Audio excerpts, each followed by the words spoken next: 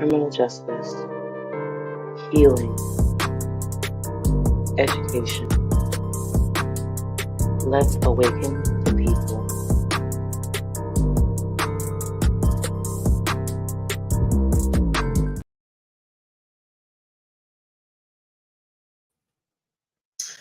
Good morning, afternoon, evening, wherever you are currently watching from.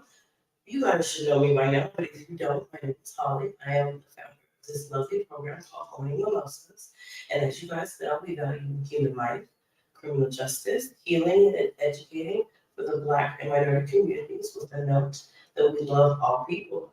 Now, before we get this episode started, you guys know how we do over here at Owning Mimosas. We have a few housekeeping tools before we get the episode started. So here is a message from our lovely partners, Imuna Soaps and Canals Press.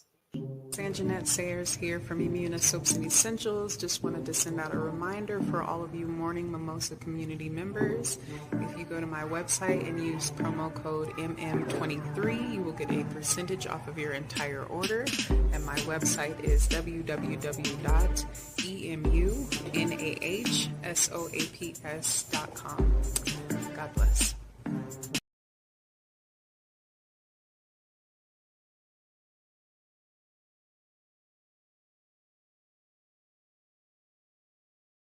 Hey y'all, it's Auntie Harley, CEO, founder, and owner, lots of hats, of Ganelle's Crafts. Speaking of hats, our signature product, the Flower Crown, can be found right at our Instagram page, Ganelle's Crafts. But that's not even why we're here. I'm here today, number one, to give a shameless plug for these do-rags, because y'all been eating these up, okay? And number two, I'm giving another shameless plug. If you mention the amazing podcast, Morning Mimosas, shout out to the beautiful host, Holly, at your checkout, you get $10 off your full order. And we make some of everything, baby, not just do-rags and hats. So definitely come see us over at Ganelle's Crafts. If we haven't made it already, if you send us an idea, we could probably make it for you. We adore you. We love you. From our family to yours, get you something handmade.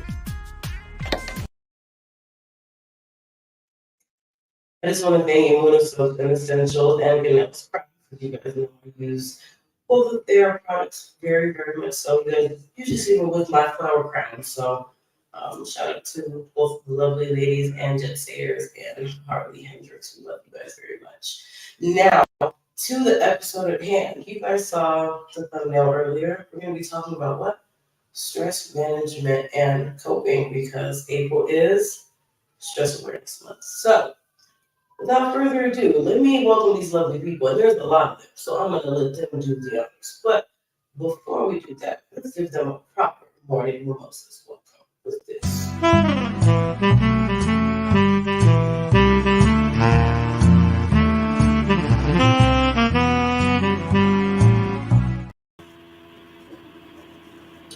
Hello, everybody. Good morning, afternoon, guys. This is our lovely channel for the stress management and coping. Let's go around the room and introduce ourselves. Who wants to go first? Hi, I'm Otissa Harrison, co-host of the Fake Therapy podcast and friend of Miss Holly Cisa. Thank you for having me. Hi, I'm T. I am the host of 2K's Chronicles of the Black Sheep, also a friend of the host. I am Hezekiah Grice, the host of the Unwrapped Mind podcast.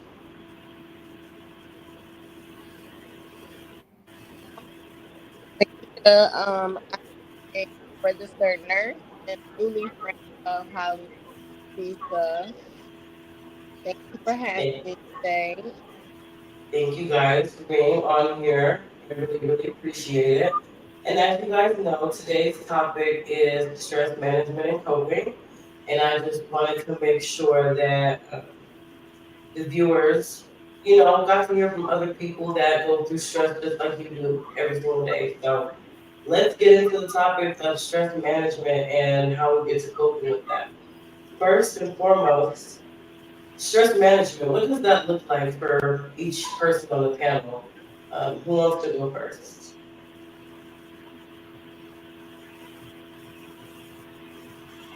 Let's not all go at once. It was so funny when you asked me to be on this topic. I was like, does she know me that well and how I handle stress? You know what I'm saying? Because, I actually am just getting a hold of not handling them in unhealthy ways. So that was always my thing. Like, mainly when I handle stress, it would be to get a drink, get a smoke, you know what I'm saying, call somebody.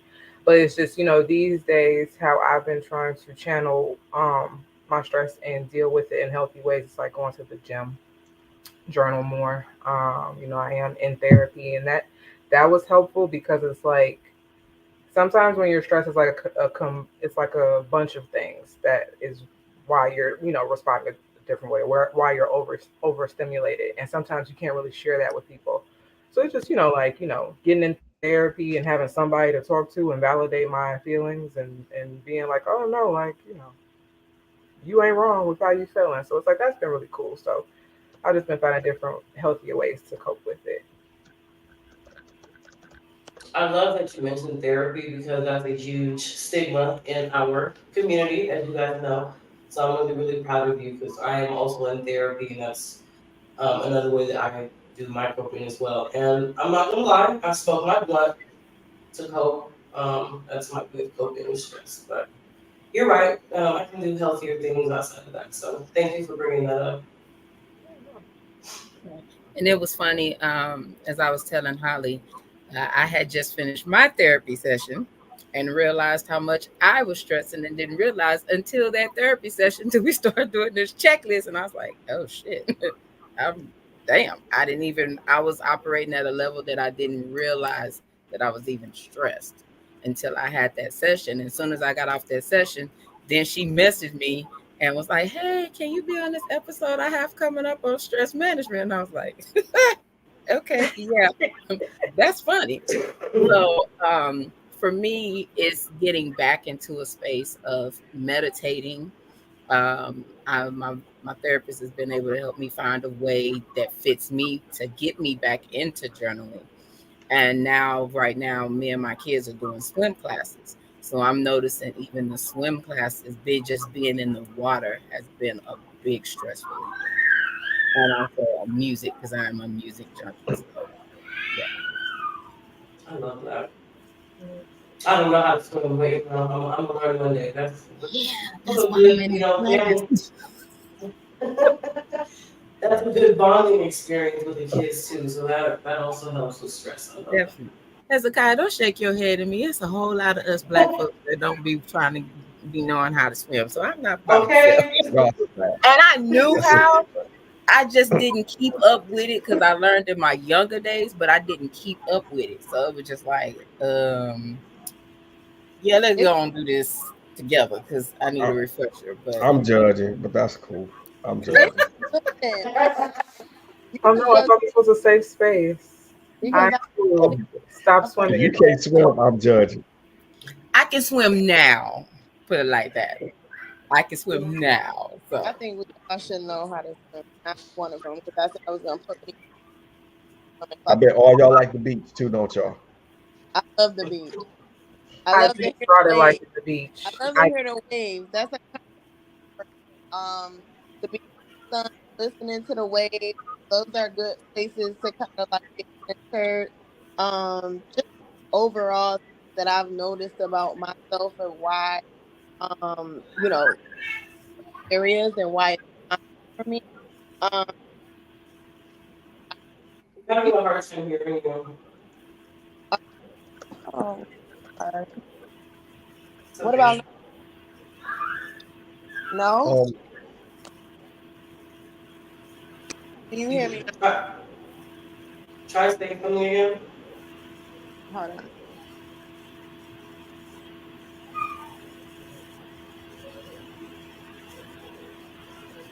Can you hear me now? Yeah, we can hear you. That's so weird. I had some good stuff that I just said. Okay, so let me repeat then, because technology is gonna do what technology does.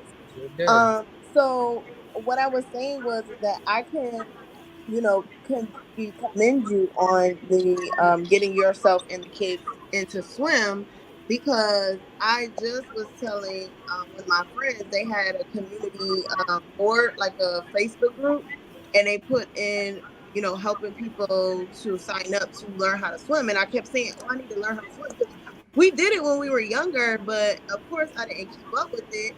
And it's essential, to learn. And my son is 9. I'm like, okay, we want to go on these vacations. I would not let him go to any water activities with anybody else because I was afraid, because he thought he was a swimmer and he's not.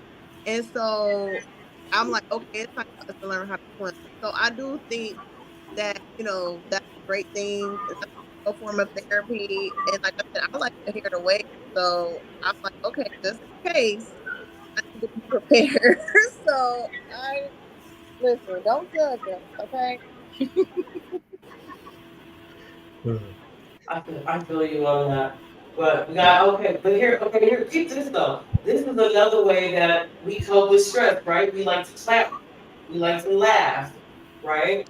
This Right. is this is beautiful. This just leads into the subject of today, stress management, being able to laugh at each other, respectfully, not the disrespectful way that the youth does it now. But just what is that other saying? Living once, YOLO, like Drake said, even though people should have known back in the day that you only live once. Don't get me started on that. But just live it. No, So don't get me started on that because I will go on a whole tangent about YOLO, okay? But we're trying to reduce stress, not add to it. But yeah, for those of you who for those of you who are tuning in, guys, this is our amazing panel for the stress management and coping episode. Now, I want to hear the male perspective of stress. That's one of the things I'm always talking about here on most of us, that we love our men and we want to make sure that our men have a voice. So we have this king on here today to talk about stress management from a male's perspective. Can you go ahead and speak on that a little bit? We want to hear from you, brother. Oh well, so and stop me if I go on a tangent, but my favorite stress management tool is I cuss a lot. Like I do. I cuss like Ricky Pryor to no avail. I cuss Love all the it. time. If I'm in a place where I can cuss, I cuss all the time. And that to me is a huge stress management. Like I get in my car, I don't even think I say a real word because everything is F this, it. I just cuss. And then I perform my private rap concerts in my car because I got my music playing. So I'm always giving my private shows in my car. Uh, Really, for me, stress management to me is always spending time alone so I can get back to who I am as a person, as a father, as a husband, just as an all around. And I'm a mentor. So the time I have alone is how I manage my stresses because I learned one of my biggest things is I don't put things on a monolith. I put things linear. So everything is a number one. And I after a while I tend to treat it that way. And I have to go back to thinking everything is a monolith. There's a 1 and there's a 10. I just got to make sure I'm putting it appropriately in the right spaces. And that's how I manage my stress, just going back to who I am as a person. But cussing, I tell you, and I'm gonna say right now, you ain't got to guess. I'm 50 years old, and if I don't look 50, yeah, see, I see a look on your face. I cuss all the time. Like you catch me on a good day, you're gonna be like, woo, like wow. what Even are my people wife really sometimes be teaching like, with this age game? Because it's like I wouldn't have thought 50. Me I was either. Right, like, me neither. Excellent. turn it up. my wife tells me sometimes, babe, you gotta like not cuss so much. I'm always this. If the kids ain't around and I'm not around kids or really old people, that's my stress management. And I don't carry stress. Wherever you stress me at, that's where I'm gonna leave your stress. I'm not gonna take your stress and walk it anywhere. I'm gonna handle that problem right there and I'm gonna be done with it. It comes off kind of mean, like, oh, but I deal with stress where it's at. You piss me off, I'm gonna piss you off right back right there. I'm gonna go eat my lunch and I'm gonna walk about my day.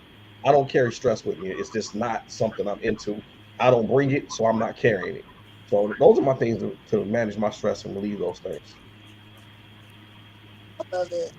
I love it. That I mean, I'm telling you, what was that thing earlier about like the rules of the show? There is no rules of the show. What was I saying that cussing is colorful what? Language. So I'm all, I'm all for it. Thank you so much for your perspective. Ladies, obviously there's the perspective of the ladies. How do we cope with stress management? Other than we be cussing too. Oh yeah, because the other day I got off work and I was a cussing ass. I ain't gonna even lie. Went to go pick my son up, and I was like, "Hey, I need a cuss pass because today is just not that day." And he was like, "Okay, mom, yeah." So I can highly relate. And you just gotta have one of them moments. And if I'm going there, you know, I'm at a certain level. I'm just highly pissed off. Well, who yeah, You kind of so breaking up. Yeah, you're breaking up again. I don't know why. Maybe it's the service in DC. Kind of hate on me today. What's going on? What Okay, about you clear right No. now. Yeah, you clear now? right Okay, now. Yeah. cool. Yeah. No, No. Mm-mm. proceed. It's, Okay. okay. I But was gonna say, oh, sorry. no, go ahead. Go ahead. I'm sorry. I was gonna say, another stress reliever for me, or how I handle it in the moment, is I really now have been trying to get back into my hobbies or things that I used to enjoy when I was younger, and maybe I put it down. You know what I'm saying? Because I became an adult and started, acquiring adult responsibilities. So, so I've been, practicing on, I have a fitness pole. That's what I call it, but we all know what America will call it. Wait, you see his face? Oh, my bad. That's the same thing my My dad bad. said. He said, "Girl," when my father saw, he said, "Girl, that's what they calling it today." I said, "That's what we're gonna call it for you." You know, what I'm calling. I'm trying. So, but I've been getting into that, getting back into reading. And it's been Mm, hard because it's like, like I said, I've acquired all these adult responsibilities. I now have two boys. I have the job to sustain the living of these two boys. And so it's just like it gets hard trying to prioritize it.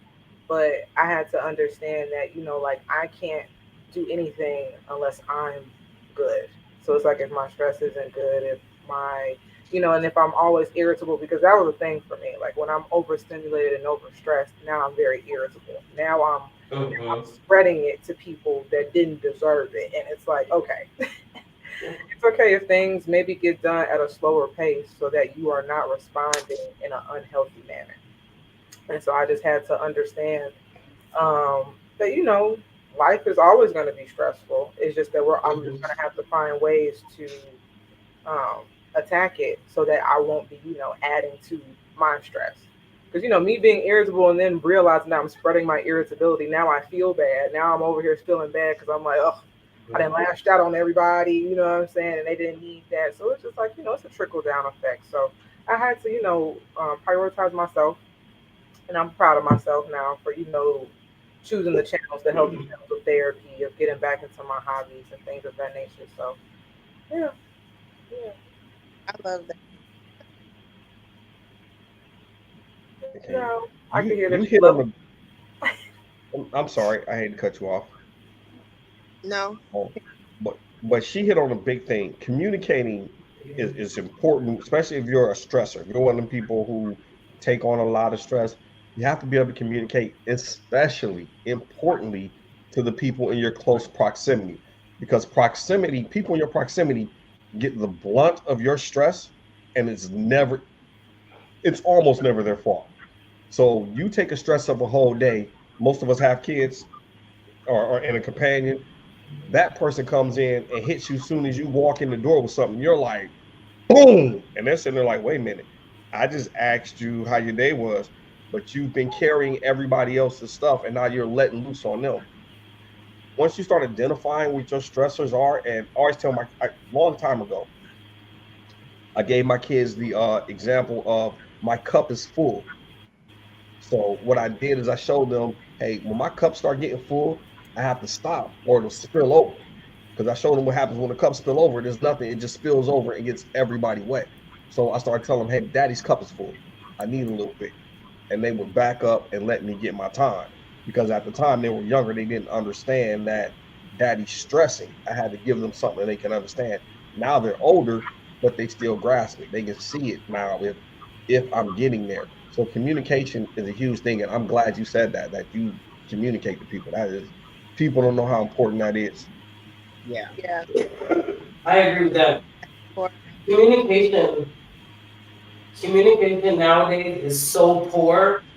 Like, it's just ridiculous how many people miscommunicate and how a miscommunication turns into something completely, something that it doesn't need to be. So I'm also glad that you mentioned that 'cause communication is a.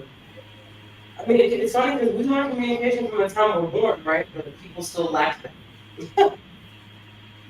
You know, I kind of feel like, society has created this space to where, like, you don't advertise what's going on with you because, like, we all got our own thing. Don't nobody want to hear that. You know what I'm saying? You a negative Nancy. You got this, always got a cloud going on. You know what I'm saying? And it's just like, so to a degree, I feel like the environment has made people get to a point where they don't really tell folks what's going on. You only kind of you don't ask the question until you notice your person that's next to you moving in a way where it's like, okay, that was weird. Like you normally don't respond like that. So what's that about? It only comes out in that way. So I feel like that's why sometimes I try to give a little grace because even though we are taught things in our formative years, what I'm saying, society has kind of showed us that like, oh, it's not acceptable though. Like what I'm saying, like so it's just it's tough. It's tough all around. I'll be trying to find the middle ground, the balance. But I'll be understanding. I do also I also feel like it goes with if it's the normalcy of what others may perceive. Like some people don't think counseling is good. Like people say, oh, you're going to counseling like really equate you to being crazy or something wrong with you because some special help.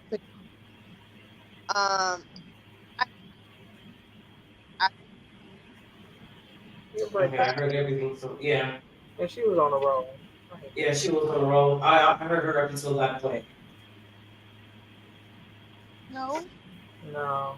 I feel No. like it's really upsetting. Like it's like, come on, like the DC guys is like really trying to mess with me today. Are you connected Oh, to the internet now? Or are you still on the are you connected to the I internet? off, but let if if it, All right.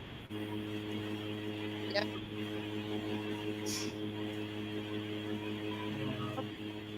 No. But to piggyback off of what she said, because I don't want to lose her thought, the community has looked at people crazy for you going to see a therapist or counseling, like what we were saying earlier. So it's like I said, society has kind of warped us into this new wave of thinking. So now it's like now we're asking people to open up and communicate and share and all that good stuff. But it's hard. It's hard. It's very hard. And you just never know how people are gonna perceive you. They'll walk away, probably leave, be like, oh, okay, it was nice seeing you, girl. Be like, I will never talk to that heifer again. She sounds nutty. Don't know. You just don't know. You become a status. You know what I'm saying? Like it just be strange. It's just strange. So I understand why some people, are a little apprehensive to just opening up to everybody. I It is kind of stressful, especially think when you got to go and you talk about therapy. But I think especially as adults, we have to break that cycle. It is on people who go to therapy. It is on people who use therapists. It is on people who are not okay to be able to stand up for not just ourselves, but everybody else. Because if we don't, like everybody here appears and seems to be normal, and all our friends probably think we have it all together all the time. The minute you start telling your friends, I'm not okay. Probably 45 to 65% of the time, they start to see you different. But more importantly, they start to see that it's okay. And I got a shirt that says it. It's okay to not be okay. Yeah, And I got like maybe two or three of them, and I wear them all the time because I want people to ask me about therapy. I want people to ask me about not being okay. I want to start those conversations. If we, and I don't want to say just go out there flaunting and throwing it in their face, but if we don't put it in their face like they put it in our face, not to see it, Yeah. we will remain in that very big closet. Because everybody here, I'm looking at y'all. I would never think anybody looking at me right now is going to therapy for anything. I love that. You know, hey, that's listen. I love being told that because hey, you don't want to look like your problems. But homegirls Right. got okay. They are there. They are loud and proud. But you know what? When you tell me you go to therapy, it helps me connect with you on another level and maybe say if she's strong enough to go to therapy, maybe I'm strong enough to go to therapy because it takes a lot. Because I'm a kind of going to a tangent and going to my past. I was in the Marine Corps for 20 years. I've seen a lot of stuff. One of my biggest reasons for going to therapy, because I always said I don't want to be shooting people in the ass at Walmart. I walked past the therapist's door every day for a year. Every day. I couldn't knock on the door. And then finally I knocked on that door and said, I need help. That was my strongest moment, was saying, I need help. Walking at the door and walking away is the weak thing because it's quitting. Walking through that door was the strongest thing I ever did. And it helped me, like I say, I'm still here because I could be shooting people at Walmart and I'm not. So when I see people put together like y'all, definitely talk about your therapy and talk about the fact that you use it because it helps people who aren't as strong as us say, you know what, I'm gonna do it too because I've been thinking about it and I don't know nobody who does it. And when they be like, well, you look like you got it all together all the time, then they go get it. And we can start opening that door for everybody else. The door that we all walk through hard or begrudgingly or didn't want to, we can help other people walk through easy. I love that. Yeah, no, for sure. No, I I mean, highly agree with that. I am very big on therapists, very big on mental health. I now yes. have a resident therapist that comes on my podcast every month, and we've been covering the effects of grief and trauma, even in relationships. So we have that. Also with me, my resident therapist that I have also has free grief as well as free therapy services through her. I have another black therapist that is now my therapist because I switched from the therapist I had because I felt like I had outgrown her and it just wasn't getting it no more. So I found me another black therapist that I have now, and she's amazing. And I refer her to other people as well, because the people that I come across and deal with that come on my podcast, they're all for helping the betterment of us, because a lot of us hello. do have Can you hear trauma me now? and people don't realize how the trauma affects and shows up in relationships and life, and it really leaves you in a stuck position.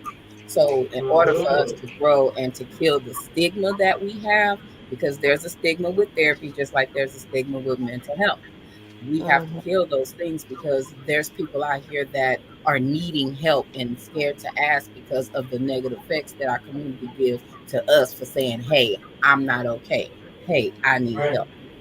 So we have to Yeah. also be a vessel, even with having these podcasts, we're opening the doors and even working on ourselves. Oh, yeah, and I love that you said that because as a nurse, I worked in the mental health, behavioral health units, and it was so many frequent flyers, especially of African American descent and other cultures of mental health. Just having those struggles and having to kind of cope with the other patients because that was the stigma. Like, you in a institution, something's wrong with you, you have a problem. And so a lot of times they didn't have these outlets, and they would stop taking their medication because it was a problem or an issue. So they will have these breakdowns, and then that's when they will have to come to the psychiatric emergency room, and they will get admitted for a couple of days until they get back on their medication regimen. And so I feel like society has, especially in the Black community, has really gave us this thought like it's something really wrong with you if you have a mental health disorder. Mm-hmm. Wrong with you if you seek a Mm-hmm. counselor. Oh, you're crazy. You're this, you're that. Um, I've experienced a lot of PTSD that I didn't really want to kind of bring to the storefront during COVID because I worked on a COVID unit. I seen people die, so having to try to save people's lives when something is going on during a pandemic was very traumatizing for me. It took me a long time to even come forth to even say, hey, I'm not okay. And I had a lot of like mental things going on that I never discussed because none of your friends or family could really understand. I remember I shared a story with my brother and my sister, and they literally were like, oh wow, I didn't know that you was going through that, like that really happened, like that's what you deal with.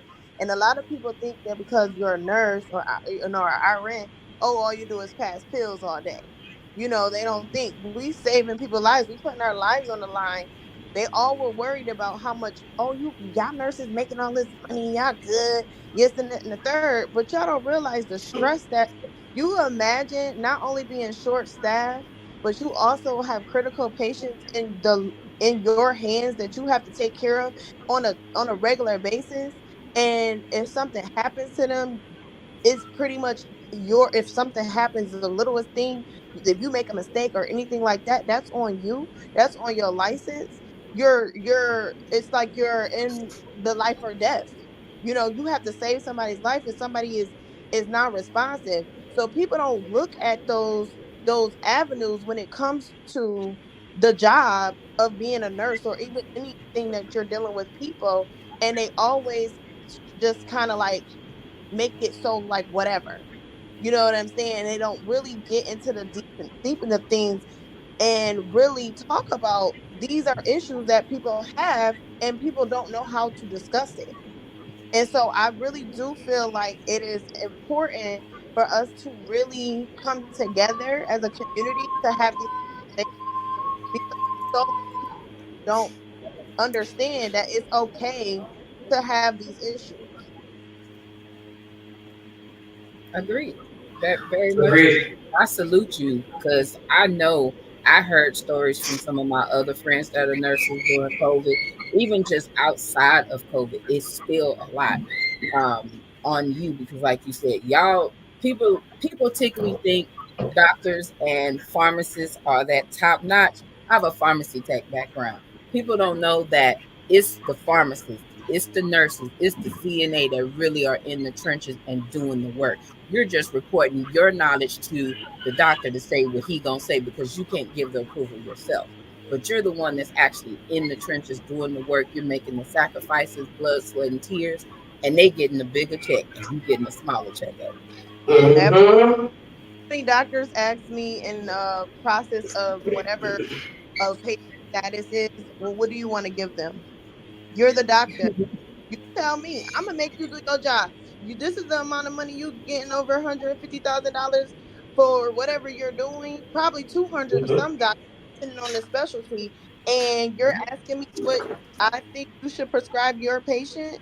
That is crazy. But this is what they do. They have gotten to the normalcy because a lot of nurses have given a lot of doctors passes because they know more and they are more in tune with the patient. So a lot of times they'll say, oh, well, give this. Can you give me an order for this, and this? And the doctors just get into it got into a point where I've worked at places where doctors say, oh, we'll put in an order for this. They won't even write their own orders. I'm writing the order for you. You off. So it's just the power of your signature that is making it valid. But I'm putting the knowledge and the work behind it and working with the patient and being able to assess the patient before you just signing it off. So, and I say all of that to say that when it comes to the stress part of it, you have to correlate and understand the balance. The work life balance has to be put into place, because if it's the stress of your job, the stress of your home, the stress of just whatever life is coming at you at that time, if you don't have some type of balance, you're going to be all over the place.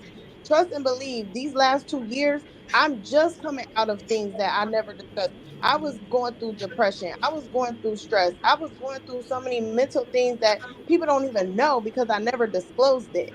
But the thing that is so important to me that I have now validated. I put me first. Like he said earlier, like you don't put yourself first, you can't do nothing for nobody. And that is, I am a strong believer that I have to put me first. I can't be a mom, I can't be a nurse, I can't be nobody. So I always tell my patients, even my clients in my business, do this for you. Don't let people make you feel bad for doing something for you. And I'm telling you, it's not perfect because life is gonna life, but you have to do it. And I have learned how to cope with stress so great now that I refuse to argue. I refuse to let anybody steal my joy. I might cuss a few, I might let out a few, steam, but I don't let that consume me for my whole entire day. Yeah. I used to allow so much to pile up because I wanted to give this perception that I was fine. But sometimes you gotta have, hey, I'm not fine, and maybe I may need a few days away from the world before I can continue doing whatever I need to do, and that's okay. But you have to normalize self-care. You have to normalize managing your stress and being able to cope with whatever life may come your way.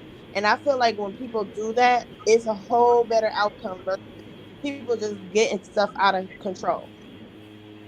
Yeah. You're right. And I like Shonda in the comments. One of the things she said is turning off your phone. Look here, I said this last night on my podcast. I'm one of those people that I'm everybody's person. So I literally, whenever you see me, I had a headset on all the time. I used to sleep with my headset on because if somebody called, I can just answer the phone. I recently just stopped that a couple of months ago. And I'm like, hey, you call 10 o'clock, I'm going to sleep. I'm not up all night no more like I used to be. I'm taking my Yep. behind to sleep. So if you call and Yep. you got an issue, you're gonna still have that issue in the morning. I'm gonna talk to you then. I don't do That that. part. Okay. You have to be able to put yourself first. And a lot of us as mothers, we put ourselves last, and you can't pour from an empty cup. In Yeah. addition, Okay.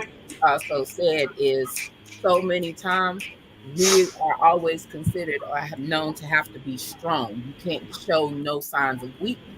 And in Yeah. actuality, that comes from way back in slavery of you having to be strong. And you're not supposed to say, oh, you're not okay. Or so, say, hey, I'm weak. I recently told somebody, you know what, I'm tired of being damn strong. They came right back at me with it with, oh, but you're so resilient and this and this. Yeah, when you done been Mm-hmm. all your life, yeah, you get tired of being resilient and strong. God damn it, I'm tired and I need a break. Hell, Okay. Yeah. period. Yeah. Yeah. Yeah. Absolutely. And But if you and guys are just I joining us, oh, that. I'm sorry. Go ahead. Oh no, no, I didn't mean to cut you up. I was just piggybacking on maybe you responded because I say that on the cup. You have to because if you pour from an empty cup, what do you have left? Nothing. Yeah, And I think also the message should be to our community, like we were saying, like it's okay to have help. Like when we look at the greats, like when we look at our faves, top athletes, all of that, they all have coaches, they all have mentors, they all have somebody to help them be better. So it's just like if they're getting help in these aspects for their talents, why wouldn't you need help with what you're dealing with internally? You know what I mean? So it's just something to consider. I think that's something we have to shape the messaging around to our community so that it'll be like, the stigmatism that we were sold is a lie, guys. You know what I'm saying? It's like it was a lie. Whatever it was a giant plan to tear us down. But it's just like it's okay to need those resources and to acknowledge that you need the resources to be better. So yeah, no, I wear my therapy. I talk about therapy like nobody's business. And like I said, the name of our podcast is the Fake Therapy Podcast, and we talk about having a therapist on there. We haven't had one yet, but no, we talk about it all the time. Like, go outside, like some tips on how to cope. Touch grass, like actually go outside, like what I'm saying, And journal, ground. like Yes. yeah, like it's like Mhm. there are some ways to deal with what you're dealing with, even if you can't afford therapy. Because I think that's the thing too. You know what I'm saying? But granted, Yeah. we do have therapy is more accessible than it was back in the day. Yeah. But Right. like just like before you can even get to, a therapist, no, touch grass, go to work out if you can't go to the gym. You know what I'm saying? Work out, like read, like the library is free. There are so many free resources Exactly. available to us that we don't utilize that much anymore. But it's like they bring you so much peace, like if you actually Yeah. sit and And utilize. if you can't get to a therapist, start a group. Get you a group of like-minded people. I'm in a group of Black Men United. We come together last Tuesday of the month, check our egos at the door, and we just open the air.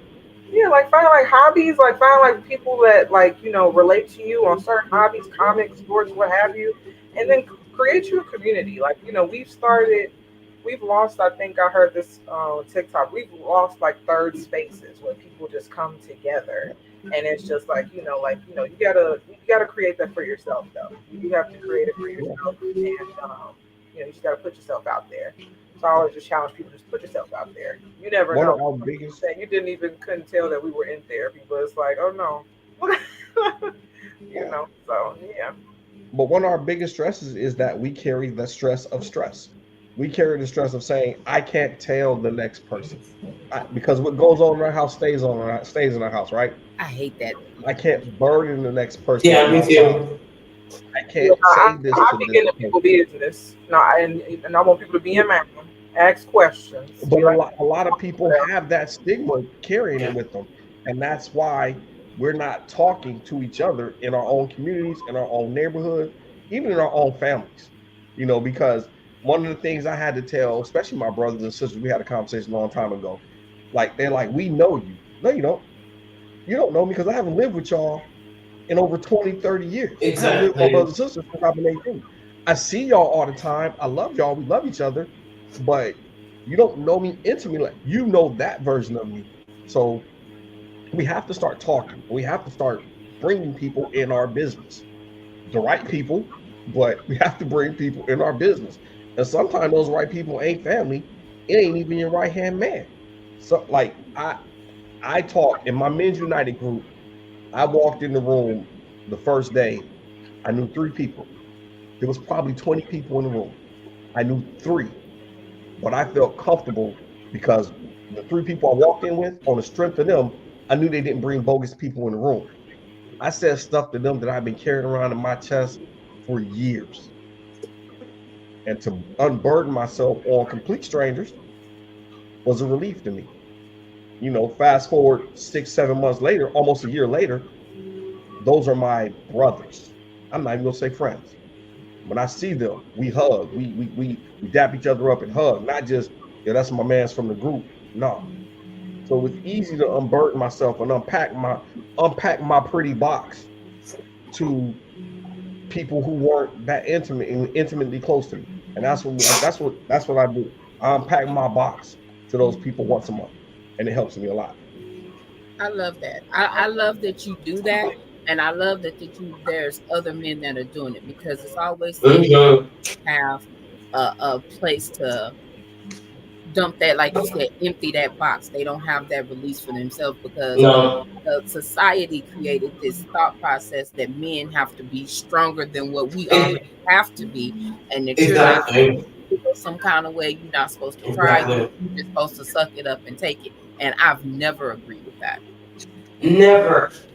because you're Never. not a robot. Just like black people with strength, we're not robots either. No. You're not a robot. You still have feelings just like anybody else. So that doesn't make you any lesser to where you can't have feelings and unload how you feel about what's life and reveal that life is stressing you or that you feel weak today. And the thing is, I took that to work. Like, even in my job, I work in a small group. I work with about 21 people. I'm the only man in my office. I work with 20 females. in my office. I seen your look on your face. Bless your heart. But we managed. What I we all sat down and just had a spitball of things, and we came up once a month. We stop and we unload. We call it unpack the pretty box. Everybody writes something down, put it in the box, and we just randomly read and discuss these topics and these issues because we're human. How often do we hear stuff and stuff affect us, and we go to work and we're expected to perform at a work level, and no one takes us for our human level. So we we have to start making sure we have those places in everywhere we are, home, play, work. We have to create those spaces, like you said. We got to start creating those spaces for us, and we got to do it everywhere we're at. So it's normalized. Just like there's a place for people to smoke, there should be a place for people to unleash stress. So those are things you have to start taking, out into people. I don't smoke, but if I can talk to somebody for 10 minutes to say, you know what, whew, maybe that's my smoke break. So we have to start creating these spaces everywhere we are. We do. We owe it to ourselves. Agreed. I highly agree. Definitely agree. Yeah, I, I can't because when you work for a job, they come and like whatever. Hey, as a nurse, somebody, hey, did you work with us? Hey, look like We can't hear you. because We can't you know, hear you. We can't hear you. My face. I love her. She's so And I cute. know she said something great too, because she was all into it. And it's hard when you hear that too. Go back where you were before you got right there, because when you was over there, it lasted. It was better. Let her cook. She had it. She was Yeah. leaning forward. She was all into it. I want to hear exactly I'm what she gonna said. right here. Can you hear me now? Yes. Yep. Okay, so literally by the where the Wi-Fi box is where I'm standing. So okay, I was saying that I was piggybacking off of what you were saying was that when you work for a job, they just tend to believe that you just supposed to be like a machine. I've worked with people that said, "Hey, I had a patient who died this day in COVID, and we did CPR, and we didn't revive him, but they asked me to go back to the same place, yes, the next day." And I was like, you know what? I know I'm here. I don't have nothing against taking care of people in the COVID unit, but today I can't do it. I said maybe tomorrow, maybe the next day, but today I can't do it. So I just want to say you have to do this. You have to separate it. You do, and I appreciate y'all for helping me with this sound situation while I'm out of town. So I'm just glad that I was able to be present for you. I appreciate y'all. Definitely. Definitely. And I feel that. With jobs feel like, okay, you getting paid, this is you supposed to do your job. But I think everybody can relate to the point that in jobs you're not only doing your job, you're doing somebody else's job, you're doing somebody else's job and somebody else's job, and it's expected for you to be able to take it because you get a paycheck.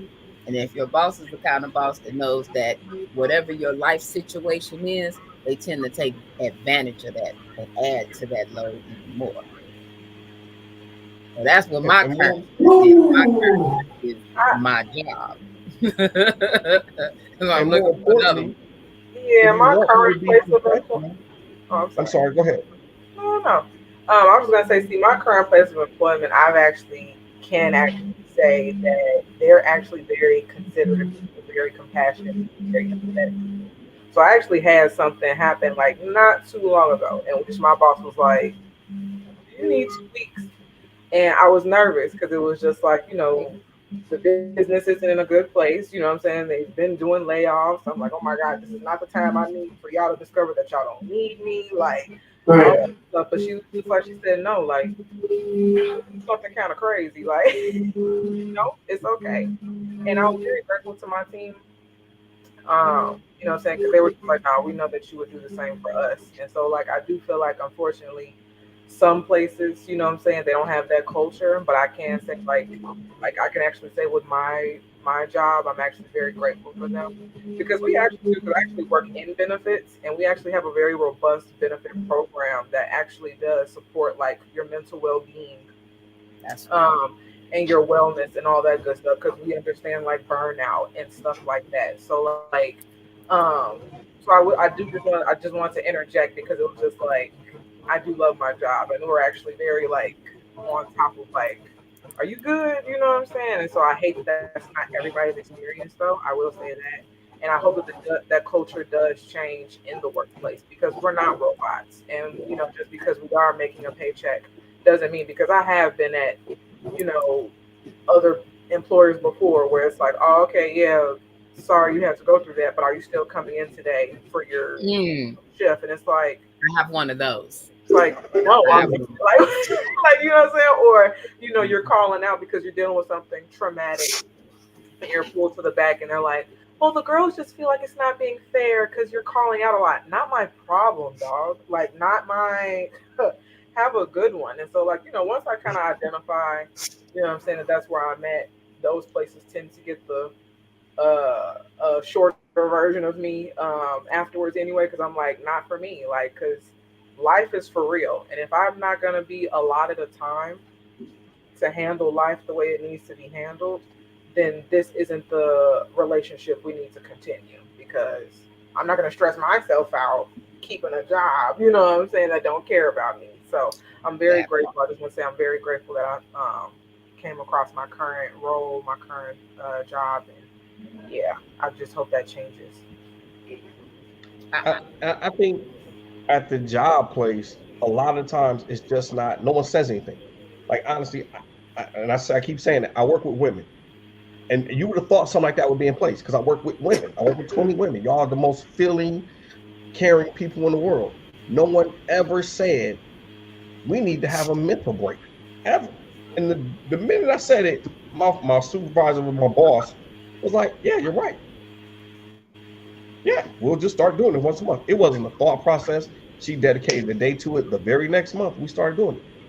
We didn't ask. Nobody before asked. So now we asking and we do it. It's And a that's the lot of thing. people don't People think to times ask. it's like, yeah, it's like closed mouths don't get fed. Like this You sometimes. said Sometimes it's like that where it's just like, we haven't even considered it. You know what I'm saying? Like, you know, we already automatically think like, oh, they wouldn't do it, but it's like, did you try? But did we try? Like, there's no Did you harm try? in trying. So, yeah. Yeah. Yeah. And with my job, she is the stress. So at the boss is the stress. So and she be in denial about her being she is the problem. Like seriously, she's the problem why we can't keep staff, why we understaffed, why we out of ratio in the building. She is the problem. And you can't tell her that she's the problem. and that's the problem too. Like The people, that's the big problem is that she is the problem. like some people know that they're the cause of people's stress, but they don't want to work on whatever issues that they're having that are causing them to stress other people out with their stress. If that makes sense. Yeah. So it's And those people you just got to move around from. Like Oh to yeah. identify that you are a person that actually knows, like you kind of see that you create turmoil, that you create, you know what I'm saying, like uprising in people's spirits, and you actually do not care, you actually try to continue to move in that energy, you are someone that I have to not be around. Like you could not be anything for Yeah. me. A friend, a Definitely. boss, none of that. Like, especially a None. boss, absolutely not. okay. Definitely. That's why I'm job hunting because I'm like, Yeah, no, like that's you deep. the problem. When she's not there, everything could be ran smooth. When she come in, it's like everything just start falling apart. Like literally like the wheels and the steering wheel, everything just start falling apart. Nobody likes to deal with her or nothing. Like when she just like I say, it's just a different piece. It's like you could feel the shift in the atmosphere when she walked through the door. Wow. Yeah, yeah, it's like that. Absolutely.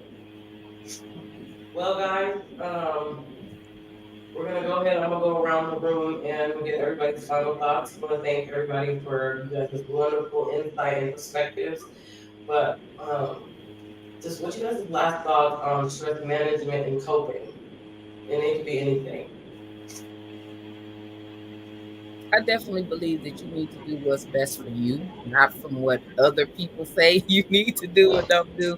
do what's best Okay. for you, because in all aspects you should always be put first, because nothing's gonna run right if you are not right. It's just gonna be a whole snowball, and it's just gonna be total chaos. So find what works for you. If it goes back to reading books, and I love that she said that, because I used to read 4 5 books a week, and I haven't been able to do that in a while. And I'm buying books, but I haven't been able to do it. I could do a book So a day, and it's like now I'm like struggling to make it through a page. I'm like, yeah, what? yeah. So I definitely get that and understand it, because that's me. I got the books. I just haven't been able to wrap my mind and sit down and read one. I read about half a book last year, and my goal was three. So you know where we are right You now. got it. You got Um, it. You got it. Yes, I'm gonna get it. I'm gonna get it. I also love that you even talked about the grounding. Grounding, I believe, is very important. Like you said, even if you just take your shoes off and just sit in, put your feet in the grass, go and take your music out there, shoot, take your book out there, journal, whatever. Just get that grounding in. And one of the things I discovered last year that I like doing, I love going to walk the trails, just out walking in nature, just doing this thing, the water, the birds, just Mhm. seeing everything. And for some reason, which we don't see a lot of us on them trails, but you see the most polite and coolest people that you meet on this trail. Everybody is just like happy, hey, good morning, how are you? And just a whole different level of friendly when you're just out walking. You know, you run across everybody. Somebody's skating, somebody's riding a bike, somebody's actually walking. You see the married couples, you see the single couples. You see a little bit of everything out when you're out just in nature and just enjoying that aspect of nature. So just find what works for you. Um, if I had to go next, it's hard to follow that because I feel like she touched on all great points. But like Yeah. you said, choose yourself. Take a minute to just breathe. Just stop and breathe. Like it's okay. You know what I'm saying? Like prioritize yourself because honestly, if you don't do that, you can't really do anything else effectively. So yeah, this was great. I really have enjoyed this. Well, I guess I'm gonna have to try to clean it up and be the cleanup hitter. So here I go. Um, Honestly, like everybody said, do work for you. If it's cuss, you cuss. If it, I drink pop because I don't drink alcohol. But if you need a drink, take a drink. There's nothing wrong with it. Don't do nothing that's gonna hurt yourself. Don't let your stress management, your coping skills become your new vice. Do everything to the point where it makes you feel the way you need to feel and go back and get in the fight. Don't give up the fight. Understand that, and we didn't cover it, and I'm not going to try to cover it in this 2 seconds. There is distress and there is eustress. Learn to turn your distress into eustress so it can push you and power you forward. Trust me. Every day is That stressful. Stress is supposed to be a part of life. It's not supposed to destroy your life. So you can make it. I like that. What's up? I like that. All right. Miss Nurse Makita, you in the car, so your service might not work. So I got you. I got you. Thank you guys once again for coming on Morning Mimosas. You guys, please check out everybody's podcast. I will put their links in the description. I saw that. I already see some links down there, but I will post everything links down there. As you guys know, Morning Mimosas values human life, criminal justice, healing, and education for the Black and minority communities with the note that we love all people. We'll see y'all next time.